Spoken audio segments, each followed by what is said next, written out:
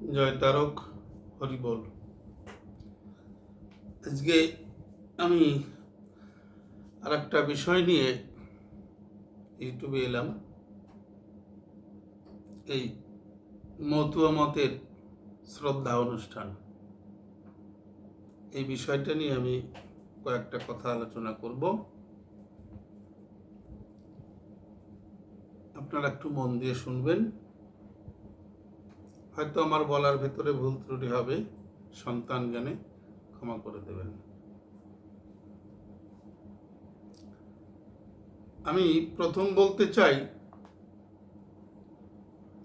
ওড়াকান্দিতে কিছুদিন আগে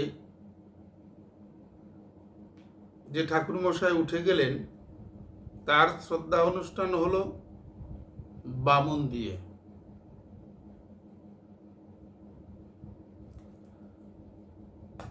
তার যে শ্রদ্ধা অনুষ্ঠানটা হলো বামন দিয়ে, তাহলে আমরা যাদের দিয়ে ভূত ছাড়াবো তারা যদি ভূতি ধরে, তাহলে ভূতটা ছাড়াবো কাদের দিয়ে? এবং সেখানে তারা থেমে থাকেনি। তারা চাল কলা মালসা বুঝি, মাথা নেড়া, বাউনের পা উঠাইয়ে বুকি ডলা মা টাকে ডলা, অনেক কিছু যে নিয়ম কানুন আছে বাউনরা করে। বাউনের পায়ের তলায় তেল মাখাইয়ে ওই টাকে ডলতি হয়, নালি পরে 13 দিন পরে তেল দিয়ে যায় বাউনের পাত তলার তেল দিয়ে। সেগুলো ওরা করেছে, মানে এটা বাউনদের নিয়ম অনুসারে বলছি। এখন ওরা করেছে কিনা সেটা তো আর আমি ওদের সাথে যাই দেখিনি। এবার সমস্ত বাউনদের নিয়ম যখন ওরা মেনেছে, তাহলে নিশ্চয়ই করেছে। বাউনের পায়ে মাখানো তেল ওদের টাকে মাখিছে, তা না হলে তো 1 বছরের মধ্যে তেল মাখতে পারবে না। আরো আরো বাউনদের বহু নিয়ম আছে। তো আমি বলতে চাচ্ছি, এই যে ঠাকুর বংশের যে জেনারেশন গুলো আছে, তারপরে মাঝখানে গত দুর্গাপূজা এবং তার আগের দুর্গাপূজায় দেখছিলাম বাড়িতে দুর্গাপূজা করছে পদ্মনাভ ঠাকুর, বাউনে মন্ত্র বলতেছে, উনিও ফুল জল নিয়ে উনিও মন্ত্র বলতেছে। তাহলে এই যে মতুয়া গোসাইরা মতুয়া মতে যেভাবে শ্রদ্ধা অনুষ্ঠান করে বেড়াচ্ছে, তাহলে এগুলো করার কি দরকার আছে? কারণ যে গোড়াঘাটে ওড়াকান্দিতে বামনদের কাজ সারতেছে, তাহলে তো আমি বলতে পারি ওড়াকান্দিতে যারা আছে তারা মতুয়া গুরু গোসাইদের অপমান করছে, মতুয়া সমাজকে অপমান করছে, মতুয়া ধর্মকে অপমান করছে। তাহলে আমরা তাকে মানব কেন? তাদের সিদ্ধান্ত আমরা নেব কেন? তো আসলে আমি একটা কথা বলতে বাধ্য হচ্ছি। আমার তো মনে হয় ওড়াকান্দিতে যে জেনারেশন আছে বর্তমান, এদের সন্দেহ হয় ভেতরে ভেতরে যে আদৌ হরিচাঁদ ঠাকুর ভগবান তো? এদের ভেতরে ভেতরে একটা প্রশ্ন জাগে। আমরা হরিগুরুচাঁদকে ভগবান মানি, মনে প্রাণে হৃদয়ে জায়গা দিয়েছি, আমাদের রক্তের সঙ্গে হরিগুরুচাঁদ মিশে গেছে, মতুয়া সমাজ মিশে গেছে, কিন্তু ওদের সঙ্গে মিশতে পারেনি। যদি মিশত তাহলে ওরা মতুয়া সমাজের যাতে ক্ষতি হয়, মতুয়া সমাজ তুলে অন্য সমাজ যাতে কথা বলতে পারে, সেই ধরনের কার্যকলাপ করছে। তাহলে ওদের ভেতরে ভেতরে একটা সন্দেহ হয়, সত্যি সত্যি কি হরিচাঁদ ঠাকুর ভগবান তো? ওরা মনে প্রাণে, যদিও সে বংশীয় লোক, মনে প্রাণে হরিচাঁদ ঠাকুরকে ভগবান বলে মানে না। যদি তাই মানত তাহলে শনি পুজো করতো না, যদি তাই মানত তাহলে দুর্গা পুজো করতো না। যদি তাই মানতো শ্রাদ্ধ করতো না। ওটা তো ওরা শ্রাদ্ধ করেছে, ওটা শ্রদ্ধা করেনি। বাউন্দে যেটা করা হয় সেইটারে কয় শ্রাদ্ধ। তাহলে ওরাকান্দি ঠাকুররা যেটা করেছে ওটা করেছে শ্রাদ্ধ।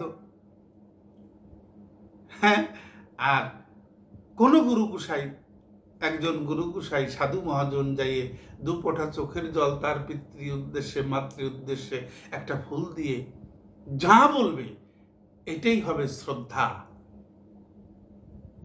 আজকে বৃন্দাবনে, ব্রজধামে, নবদ্বীপ ধামে, মায়াপুর ধামে বৈষ্ণবীয় সম্প্রদায় যারা আছে তারাও তো বাউন ব্যতীত এই শ্রদ্ধা অনুষ্ঠান করে। কই, তাদের কাজের সঙ্গে তো বাউনদের কাজের কোনো মিল নাই। তাদের কাজের সঙ্গে বাউনদের কোনো কাজের মিল নেই। আমি আর একটা কথা বলতে বাধ্য হচ্ছি, আমাদের বর্তমান সময় যে সমস্ত গোসাইরা, কিছু গোসাইরা, আমি বহু গোসাইদের কাজ দেখেছি, এরা 90% কাজ বাউনের মতাদর্শে করে। 90% শ্রদ্ধা অনুষ্ঠান গোসাইরা বাউনের মতাদর্শে করে। কলার খোঙা কাটবে, আলা চাল দেবে, কাঁচকলা দেবে, মালসা দেবে, গামছা দেবে, এটা ওটা ডাকে ঢুকে দেবে, 8টা 9টা কলার খোঙা দিয়ে আবার ভেতরে এরকমভাবে কেকসি দিয়ে যাতে দুধ পড়ে না যায়, হাতে কাশিয়ে কোষবন্দি আংটি বানাবে, তাই আবার বুজ্জি দেবে, আলা চাল কলা মাখাইয়ে আবার 9খানা বুজ্জি দেয় গোসাইরা, আমি দেখেছি। তাহলে সে তো বাউনদের কাজ। গাঢ় শ্রাদ্ধ করবে, টাক করবে। টাক কারা করে? পুরোহিত দর্পণে যে সমস্ত ইতিহাস লেখা আছে, পুরোহিত দর্পণে লেখা আছে টাক করবে না কে? রাজন, অর্থাৎ যে রাজা। টাক করবে না 3জন লোক, টাক করবে না 3জন মানুষ। যে রাজা সে টাক করবে না পিতৃবিয়োগে মাতৃবিয়োগে, আর যে বুদ্ধিমান সে টাক করবে না, আর টাক করবে না নারী। এটা পুরোহিত দর্পণের কথা। তাহলে এই 3 জায়গা ফাঁকা রেখে গেছে।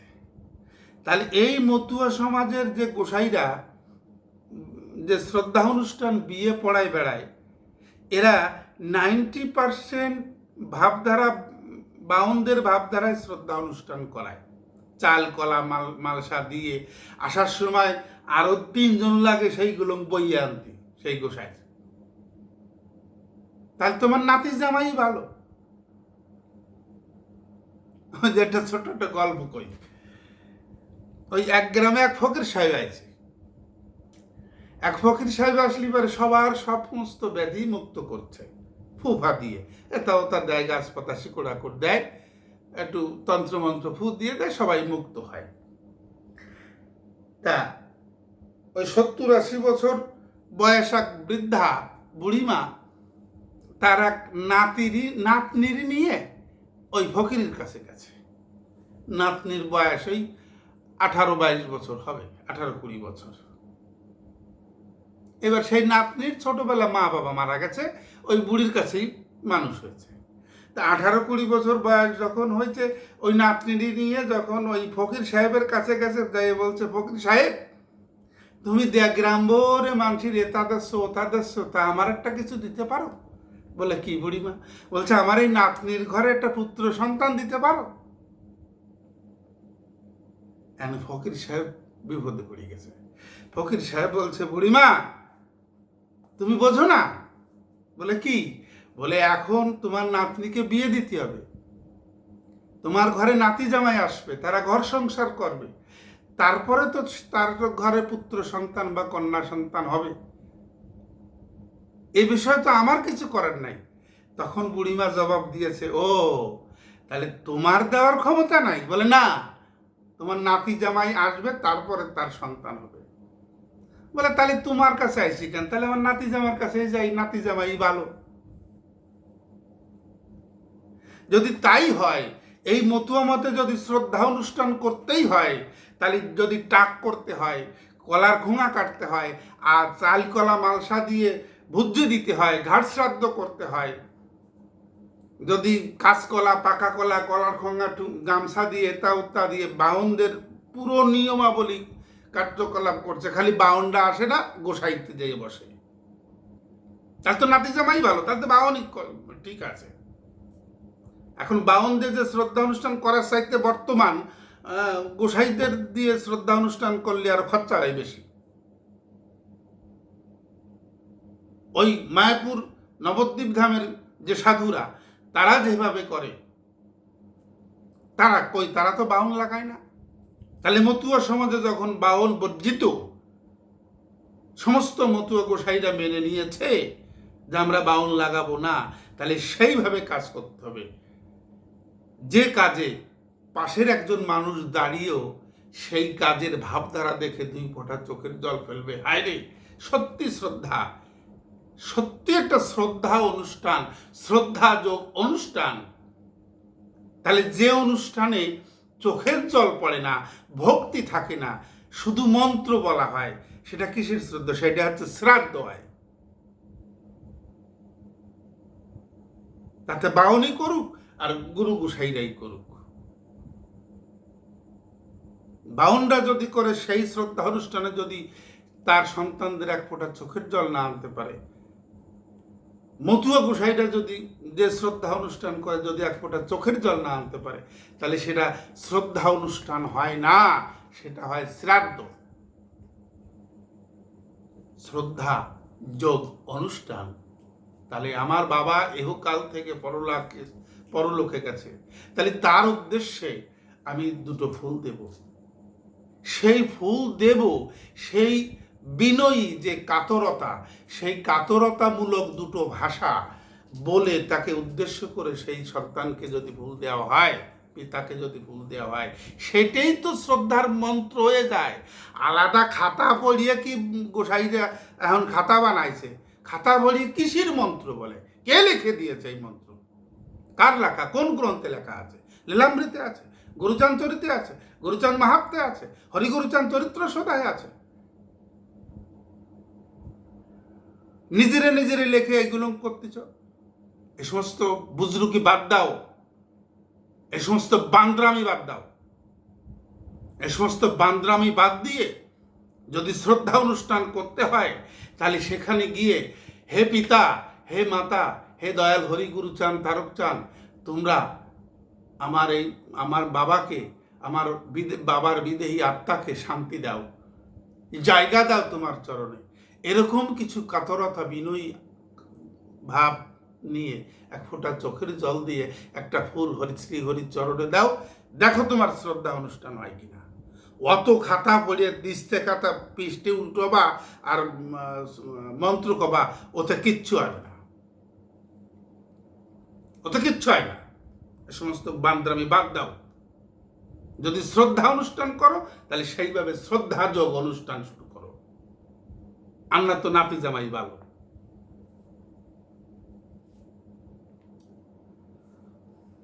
আমি আর একটা কথা বলবো, বলে শেষ করব। যদিও আমার কথায় অনেকে ব্যথা পেতে পারে বা পাবে, তাতে আমার কিছু করার নাই। কারণ গুরুচাঁদ ঠাকুরের জীবনে কোনো ভুল নাই। আমি একটা ভুল ধরেছি। গুরুচাঁদ ঠাকুরের জীবদ্দশায় তিল মাত্র, শস্যের দানা মাত্র কোনো ভুল নাই, কিন্তু একটা বিরাট অঙ্কের ভুল রয়ে গেছে।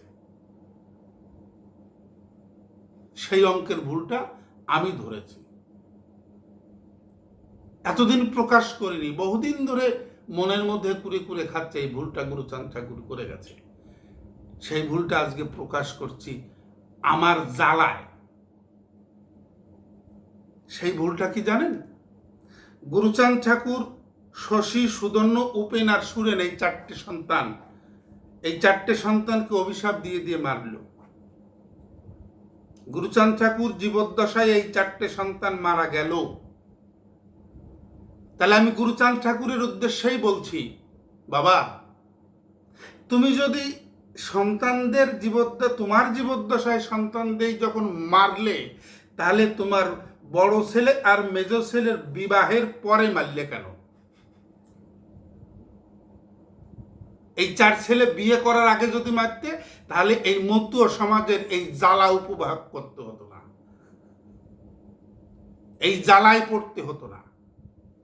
আমরা, হে গুরুচাঁদ বাবা, আমরা কয়টা আচারমালা নিয়ে এই মহোৎসবে অনুষ্ঠানে গেলে আগে সেইখানে একটু হরি কথা শোনার আগেই, হরি কথা বলার আগেই আগে শুনতে হয় তোমাকে ঠাকুর ওই করছে, তোমাকে মমতা মা এই করছে, তোমাকে শান্তনু এই করছে, তোমাকে পদ্মনাভ এই করছে, তোমাকে শিবু ঠাকুর এই করছে, তোমাকে ওই ঠাকুর এই করছে। হে দয়াল গুরুচাঁদ,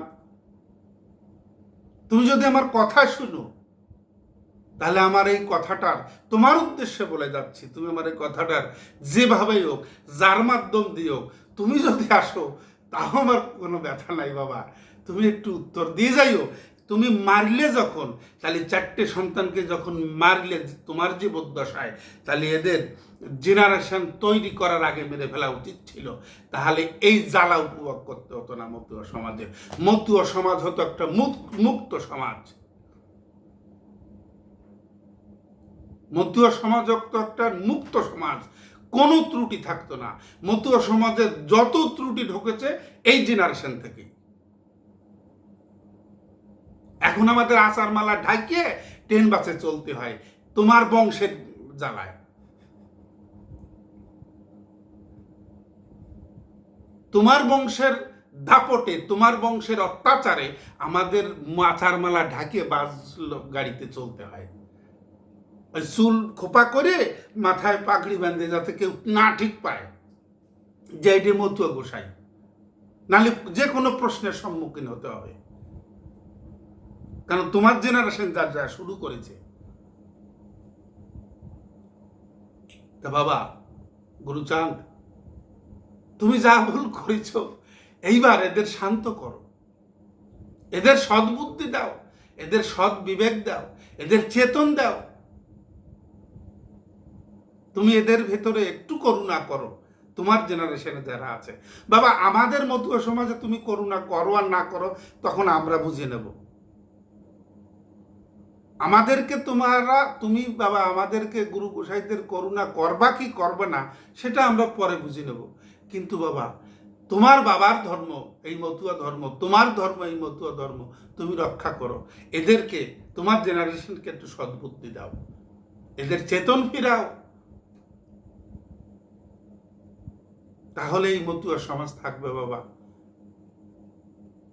তুমি যে দেশেই থাকো, যেখানে থাকো, যে অবস্থায় থাকো, তুমি একটু এদের চেতন ফেরাও বাবা। হে দয়াল, তুমি তো সবই পারো, তোমার ইচ্ছা ছাড়া একটা গাছের পাতা পড়ে নাই।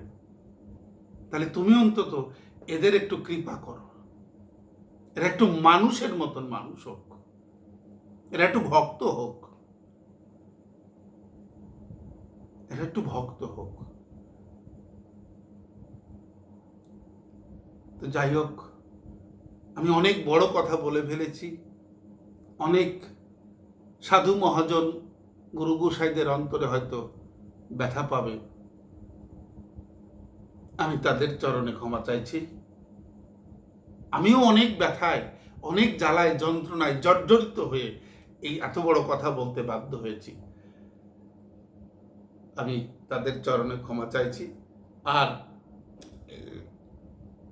দুই দেশের দুই ঠাকুর বাড়ি যে জেনারেশন আছে, আমি তাদের উদ্দেশ্যে বলছি, তারাও যেন মতুয়া সমাজকে সঠিক পথ দেখায়, তারাও যেন আমাকে ক্ষমা করে। তাদের উদ্দেশ্যে যে কথাগুলো বলেছি, এটা আমার মনের কথা নয়, এটা আমার কষ্টের কথা। জয় তারক, হরি বল।